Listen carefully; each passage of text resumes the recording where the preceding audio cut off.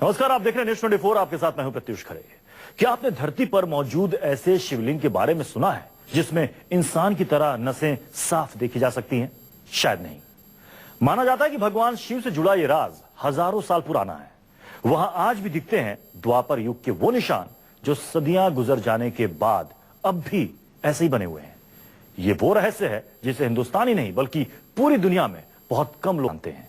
लेकिन हजारों साल पुरानी ये विरासत खतरे में पड़ गई है। आखिर किस तरह खतरे में पड़ गया है शिव का धाम, इस रिपोर्ट में देखिए। शिव की वो गुफा जिसे अर्जुन ने अपने तीर से तराशा था, वो जगह जहां पांडवों ने शिव की तपस्या की थी, जहां मौजूद है इंसानी नसों वाला धरती का इकलौता शिवलिंग, जहां 5,500 साल से अब भी चल रहा है अग्निकुंड।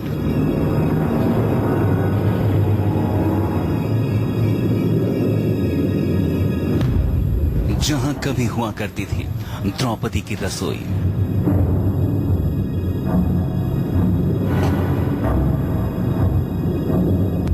जहां पांडवों ने अज्ञातवास के दौरान पूरा 1 साल बिताया,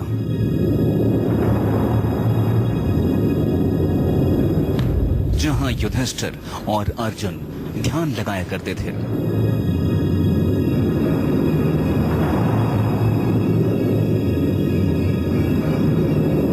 आज देखिए द्वापर युग से जुड़ा एक एक राज।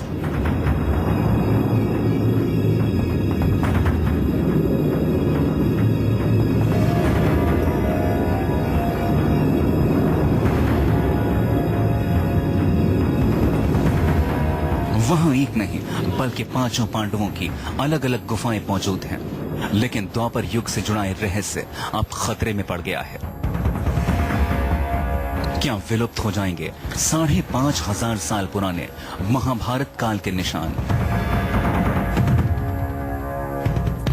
आज देखिए खतरे में शिव का धाम।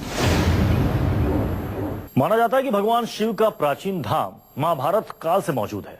हर कोई यहां पहुंचकर हैरान हो जाता है कि आखिर हजारों साल पुराने ये सबूत आज भी कैसे जिंदा है।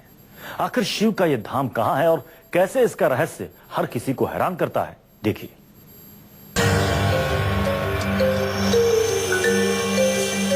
पंजाब के पठानकोट से 20 किलोमीटर दूर, पंजाब और जम्मू कश्मीर की सीमा पर रावी नदी के किनारे मौजूद 5,500 साल पुरानी पांडवों की गुफाएं। इस जगह को मुक्तेश्वर धाम कहा जाता है।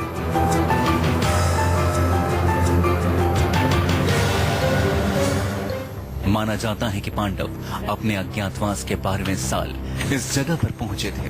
उन्हें इस पहाड़ पर रहने के लिए जगह की तलाश थी।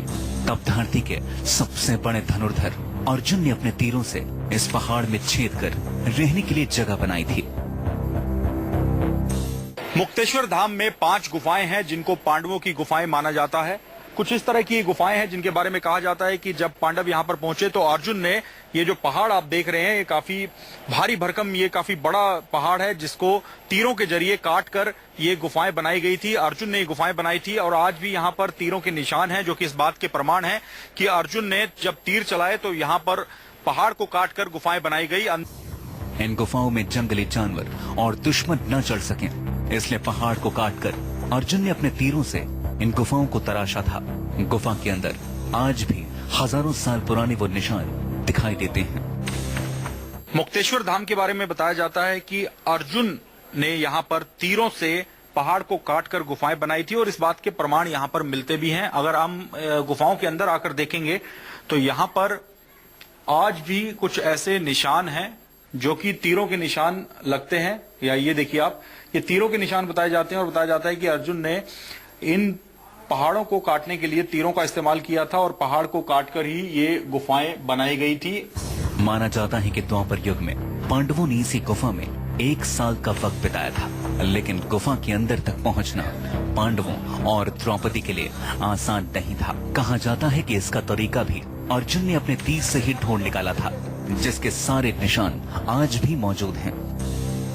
पठानकोट में जब ये गुफाएं मिली तो लोगों ने सवाल उठाया कि पहाड़ के बीचों बीच जो गुफाएं हैं वहां पर कोई कैसे चढ़ता होगा। तो ये देखिए, ये जो आप पहाड़ों के बीच में निशान देख रहे हैं, ये पांडवों ने ही निशान बनाए थे और इन्हीं जगह पर पैर टिकाकर इस तरह से पांडव गुफाओं में जाते थे, ऐसा बताया जाता है। जंगली जानवरों से बचने के लिए इस तरह से पहाड़ों पर इन गुफाओं की ओर जाने के लिए सीढ़ियां नहीं थी, बल्कि इस तरह से पहाड़ों के बीच में एक जगह बना दी गई थी, कुछ निशान बनाए गए थे काटकर, वहीं पर पैर टिकाकर पांडव अपनी गुफाओं में जाते थे, जैसे फिलहाल ये लोग अभी चढ़कर दिखा रहे हैं। आज के समय में अगर हम इसको खुदाई करना शुरू करें तो हम ऐसी चित्रकारी कर ही नहीं सकते जैसी उनके द्वारा की गई है। और ये देखिए, ये सारा उन्हीं के द्वारा ये बनाया हुआ है और इसमें हमने कुछ भी अपने तरफ से कुछ भी ऐड नहीं किया हुआ है। इस गुफा से जुड़ा एक एक राज हैरान कर रहा था। मन में सवाल था कि आखिर पांडवों ने 1 साल तक यहाँ क्या क्या किया। जवाब में पांडवों ने इस गुफा में भी एक अलौकिक शिवलिंग स्थापित किया, विश्व का एकमात्र ऐसा शिवलिंग जिसमें रक्त शिराएं यानी इंसानी नसें नजर आती हैं।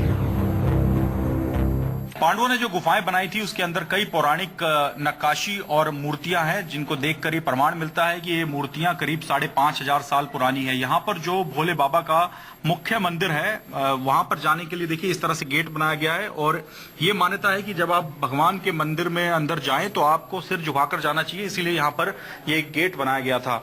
इस मंदिर की खास बात यह है कि जो आप ये शिवलिंग देख रहे हैं, ये अपनी तरह का विश्व का एकमात्र शिवलिंग है जो कि यहाँ पर मंदिर में मौजूद है।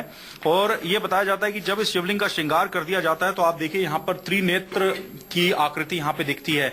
और ये शिवलिंग भी पहाड़ को काटकर बनाया गया था, यानी इसकी कोई स्थापना यहाँ पे नहीं की गई, बल्कि जो पहाड़ था उसी के अंदर से इस आकृति को निकाला गया है। आपको विश्व में जितने भी बाबा भोले के शिवलिंग मिलेंगे वो सभी, उनमें कोई रेखाएं या कोई रक्त शिराओं की कोई आकृति नहीं होती है। अगर आप इसे ध्यान से देखेंगे तो आपको लगेगा कि इसमें रक्त शिराएं, जो कि जिसको आप इंग्लिश में ब्लड वेन्स कह सकते हैं, जिससे जो की मान्यता है कि इसी से जगत की सृष्टि होती है, ये नई नई चीजों को उत्पन्न करता है और ये ओज एवं ऊर्जा का प्रतीक। इसके लिए उन्होंने एक अग्निकुंड भी बनाया था, जिसके बारे में कहा जाता है कि वो 5,500 साल से आज भी धधक रहा है।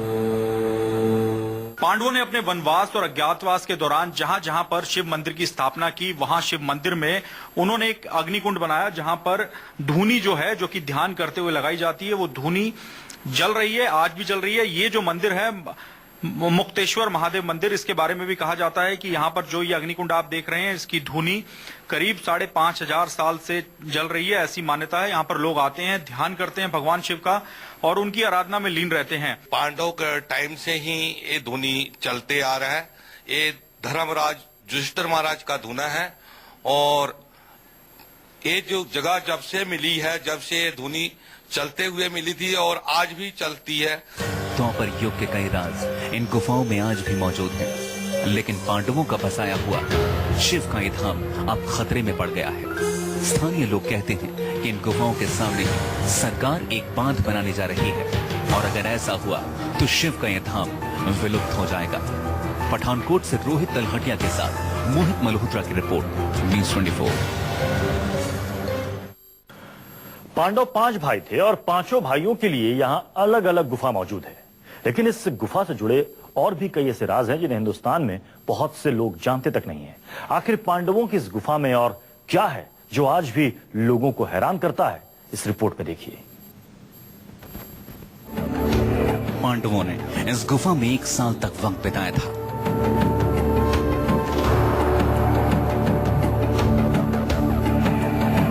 इस गुफा में उन्होंने शिवलिंग की स्थापना ही नहीं की, बल्कि अलग अलग कक्ष बना लिए थे। मुक्तेश्वर महादेव मंदिर है, उसके अंदर एक रसोई भी है, जो कि जिसके बारे में कहा जाता है कि द्रौपदी की ये रसोई है। ये मैं आपको जहां पर लेकर आया हूं, इसके बारे में बताया जाता है कि द्रौपदी यहाँ पर पांडवों के लिए खाना बनाया करती थी और ये द्रौपदी की रसोई है।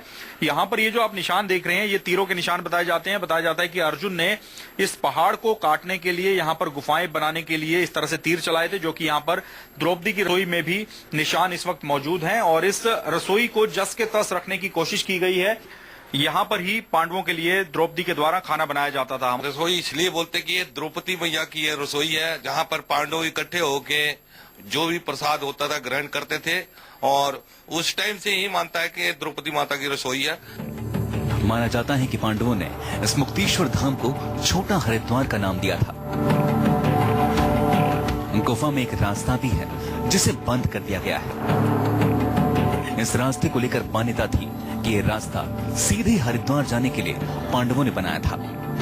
ये एक गुफा ही हुआ करती थी, एक रास्ता है, इसको फिलहाल बंद कर दिया गया है। और ये रास्ते के बारे में बताया जाता है कि पांडवों ने ये रास्ता बनाया था, सीधा हरिद्वार जाकर ये रास्ता निकलता था, ये गुफा निकलती थी, ऐसी मान्यता है।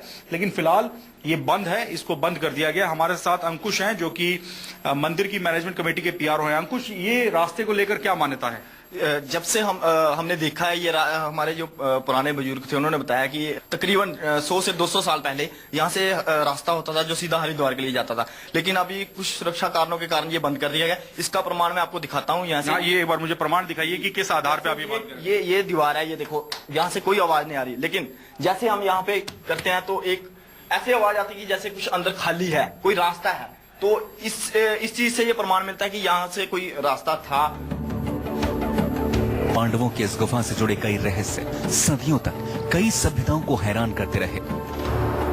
शिव के इस धाम की सच्चाई बेहद रहस्यमय है, लेकिन हजारों साल पुराने इन सबूतों पर खतरा मंडरा रहा है। ये सारे सबूत कभी भी पानी में समा सकते हैं। अगर मुक्तेश्वर धाम डूब जाता है तो ना सिर्फ यहाँ पर जो मंदिर है, जो कि करीब 5,500 साल से लोगों की आस्था का प्रतीक है, वो डूब जाएगा, बल्कि ये जो गुफाएं हैं पौराणिक पांडवों की गुफाएं, ये भी पूरी तरह से खत्म हो जाएंगी। और एक इतिहास, एक पौराणिक मान्यता, एक पुरानी कहानी जो कि पांडवों के अज्ञातवास से, पांडवों के वनवास से जुड़ी हुई है, वो जगह पूरी तरह से खत्म होने के कगार पे है। और लोग सरकार से यही मांग कर रहे हैं कि इस मुक्तेश्वर धाम को बचाया जाए ताकि उनकी आस्था और उनकी जो पौराणिक मान्यताएं हैं वो भी बची रहें। आज का राज में बात कर रहे हैं पांडवों की उस गुफा की जो आज खतरे में है। पांडवों की यह गुफा हिंदुओं की आस्था से जुड़ी है। ये सबूत पौराणिक मान्यताओं और कहानियों की सच्चाई बयां करते हैं। लेकिन अब इस ऐतिहासिक धार्मिक स्थल के अस्तित्व पर ही सवालिया निशान खड़े हो गए हैं। अगर सरकार ने इसे नहीं बचाया तो मुक्तेश्वर धाम पानी में समा जाएगा।